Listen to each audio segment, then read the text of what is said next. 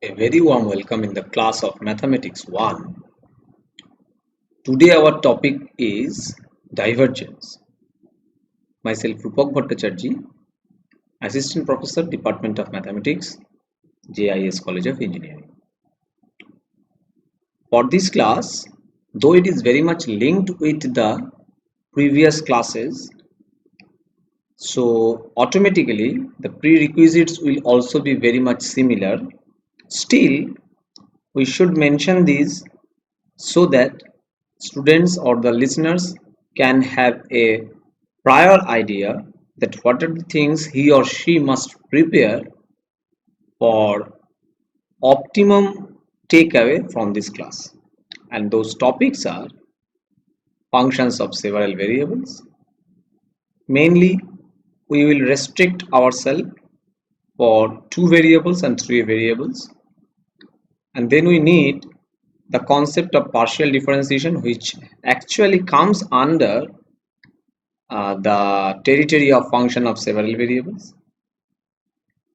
And obviously we need the concept of vector, vector point function, vector field, and so on. So let us go into the business directly. Our first assumption is that we are taking capital F is a vector field, and we are taking it for two independent variables x and y. Then the divergence is written for this particular case is as divergence of fxy, and the definition is del dot fr. This is the dot, which is nothing but the dot product for vectors, and this del is the operator I del x plus j del y for two independent variables. So what we can write as the explicit form of this divergence, that is del dot f of xy, is del xi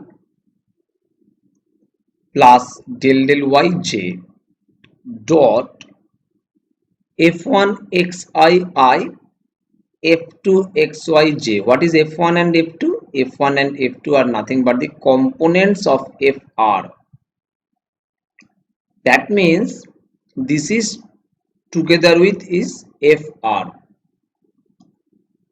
So as the last class also, we have to make this thing clear that a dot b, if these are two vectors, we know that it is the definition mod a mod b cos theta, and a cross b mod a mod b sin theta, where theta is the angle between these two vectors. So in this context, if we think about our three dimensions, though it is not required for this problem, but we will require this one for the coming problems. So in the direction of x, y and z, if the unit vectors are I, j and k, then I dot I dot j, I cross j, all these possible cases we have to make it conceptually clear. So I dot I is what? 1, 1, because they are unit vectors, cos theta, but their angle between them is 0.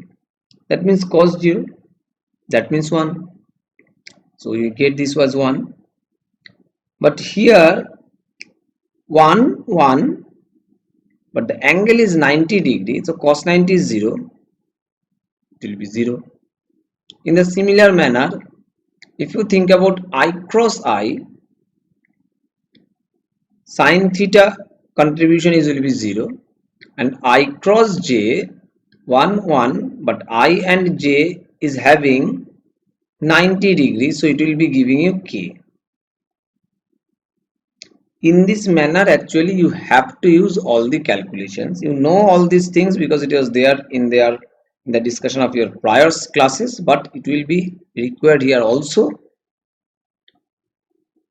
Look at this, del del x on f1 xi I dot I1, so you get del f1 del x. What is the contribution of del del xi dot f2 xyj? Whatever may be the thing, I dot j is 0, so you are not going to get anything in the final result, so you are not getting anything here for this. But for the next part, similarly for ji you are not getting any result, means any contribution, non-zero contribution. But del del yj on f2 xyj, you will get del f2 del y. So most important, when you are considering about dot product of two vectors, you will get a scalar quantity, and if you are taking cross product of two vectors, you are getting a vector quantity. We know this. Look at this here, this one is a vector quantity of vector operator, this is also a vector field, so their dot product is like this, which is nothing but a scalar quantity. So proceeding further, what we get, it is obtained by taking the scalar product of the vector operator. Scalar product means here actually dot product of the vector operator delta applied to the vector field fxy, and the divergence of the vector field is a scalar field, because according to the definition what we are getting is a scalar one. Now for example, if we are trying to take this problem that to find out the divergence of fxy, where fxy is given as 3x square I plus 2yj. So what is f1 here? 3x square. And what is f2 here? 2y. So del dot fxy, according to the definition discussed over here, is del del x on 3x square plus del del y on 2y. You can do the product dot product by your own, like del del x I plus del del y j dot 3x square I plus 2yj. According to your verification point of view, you can do this, but ultimately you will get this particular thing and the result will be 6x plus 2, and it is very much clear that it is nothing but a scalar field or scalar quantity. Proceeding further, what we get, we can extend this definition of divergence from 2 dimension to 3 dimension. It will be nothing but the similar structure, just according to the z direction we need this contribution also, del del z of f3, and obviously our function is also having the kth component, that is f3.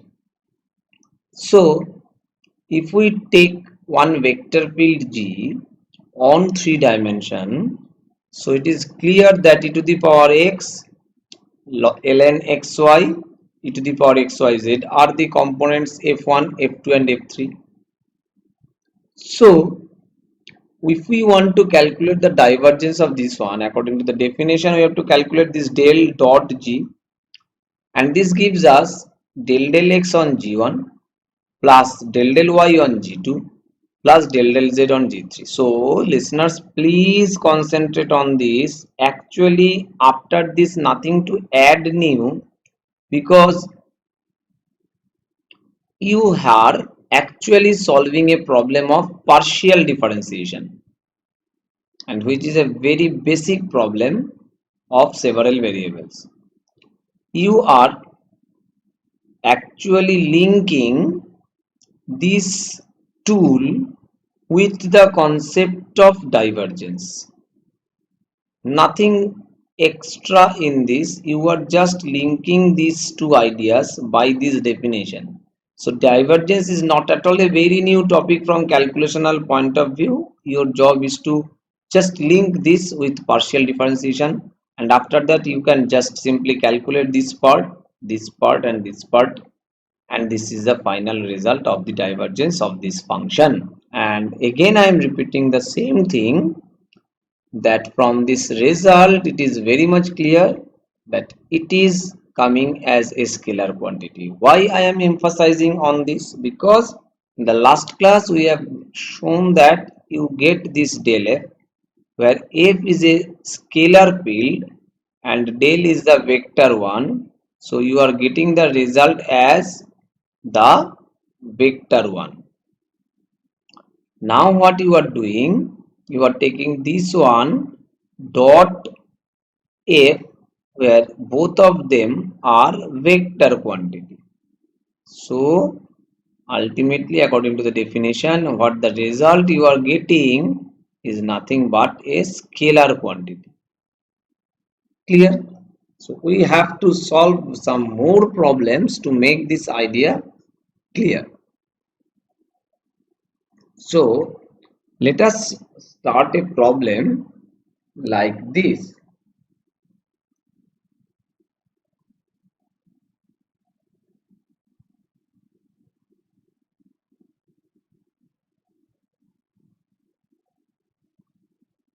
Find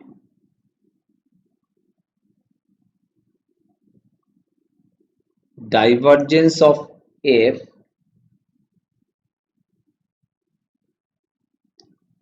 where f is equal to gradient of x cube plus y cube plus z cube minus 3xyz.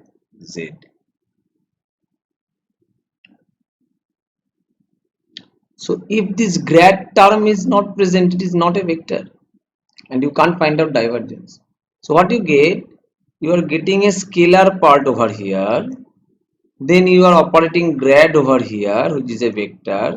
So cumulatively they are giving you a vector, and on this vector you can calculate, you can operate del dot to get the divergence of f. So while calculating the divergence of f for this problem, our first job is to find out the gradient of this scalar point function. So to get f according to the given instruction, it will be gradient of x cube plus y cube plus z cube minus 3xyz,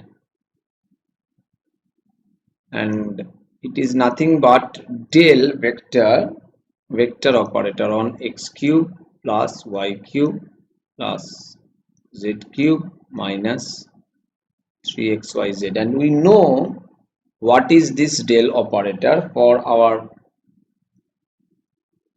calculation purpose we are actually writing the whole expression, and for examination purpose also we should write, but if our concept and idea is strong, then there is no need to mention all these things. You can do the calculation directly also. So I del x on this whole expression, so what we get,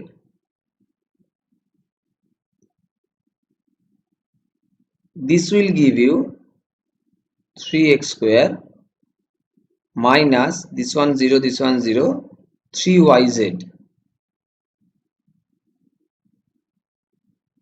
on I. The job of I part is over. Now similarly 3y square minus 3xz on j plus 3z square minus 3xy on k. So our f is now done. So now we can move for the next part, that is divergence of f, and according to the definition it will be del dot f. Now what is del? Already known to us, but for the calculation of del dot f we must write it one more time. It will be I del x plus j del y plus k del z. Now this dot product on f, but f is also now known to us, so we can write this f also in our explicit form. It will be kept as it was, I del x j del y plus k del z dot f is now in our hand, so we can write 3x square minus 3yz I plus 3y square minus 3xz j plus 3z square minus 3xy k. Now before proceeding further, I want to again remind you or emphasizing you, look at this, how strong these results are and which we need to use in almost all the problems. So the dot products, the cross products, and it is their definition and their application between standard unit vectors in the direction of x, y, z. We have to make a very beautiful and strong practice and concept on these issues, because we are merely using some information, but after that information we are doing just the calculation on the basis of our concept of vector algebra. Clear? So proceeding this, we get, then I dot I will be applied, I dot j will be applied, I dot k will be applied, and according to our standard practice we can write it as del x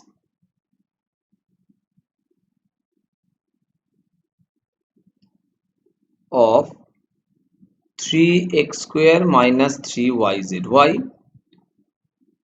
I dot I is 1, so it will be del x on 3x square minus 3yz, and remaining part for I dot j is 0, I dot k is 0, so there will be no contribution from them.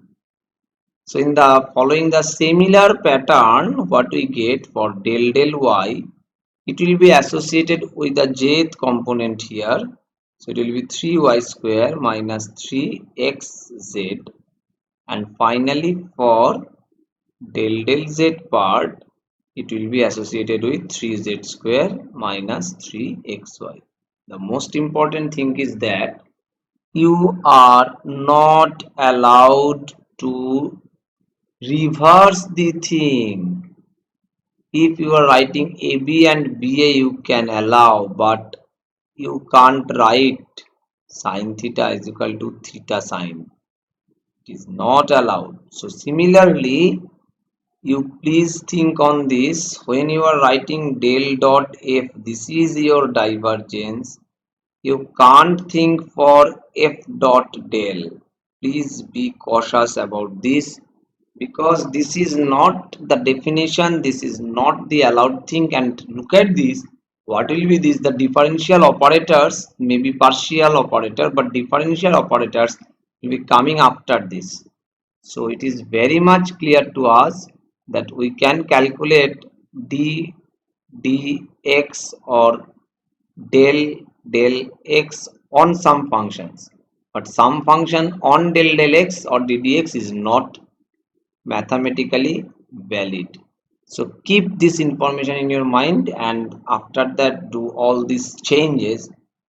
Now this del x of this one will give you 6x simply, because del x of minus 3yz will be nothing, 0.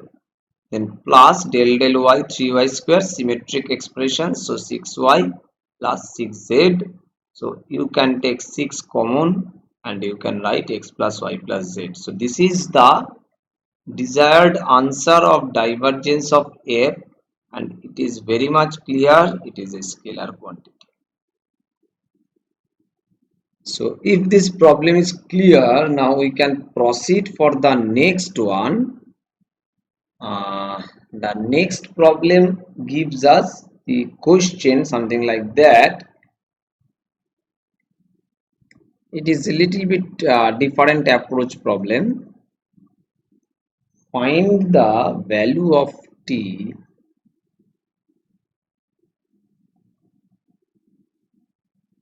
so that a vector is given f x plus 3y I plus y minus 2z j plus x plus tzk. So what is ijk? The unit vectors in the direction of x, y and z. But it is xy, it is yz, it is xtz. So it is having one t in part. But our job is to find out the value of t, so that this is solenoidal. So before going to prove this one, we have to know the meaning of this one. What is the meaning of solenoidal? So if you have a vector point function f, and if you get the divergence of f is equal to 0, then we call that this is our solenoidal. So now you are able to understand that this problem is nothing but the application of divergence, through which we can show that this given one is a solenoidal or not. So to test this one, our job is to find out divergence of f, and we know that divergence of f is nothing but del dot f. So we can write I del x plus j del y plus k del z on f, where f is this. I can write the expression of f also, but it will be a big one. Instead of that, we know that only ith component over here and the ith component over here will react, remaining will be non-reactive for I part, similarly for jth logic, similarly for kth logic.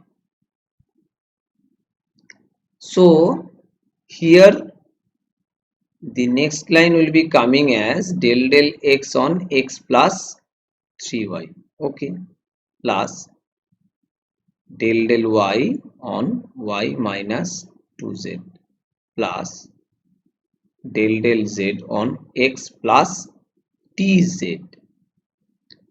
Now our problem is converted into a problem of partial differentiation. It will be 1 plus 1 plus t. So we can write it as t plus 2. So if the divergence of f only is asked, our job is done. But what is the question is that we have to find out a suitable value of t so that this vector point function f is going to be a solenoidal. That means divergence of f has to be 0. So we have to proceed in this manner, that since f is solenoidal, it is given,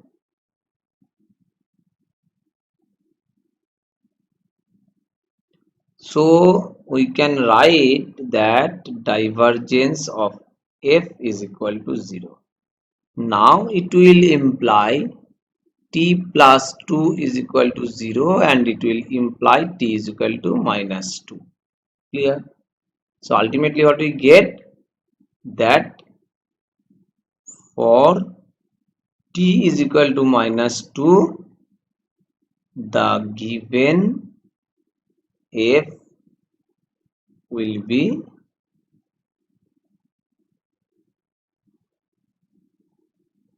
solenoidal. So this is a small problem than just the calculation of big divergences, but this problem requires the concept and the application part of the divergence. Clear?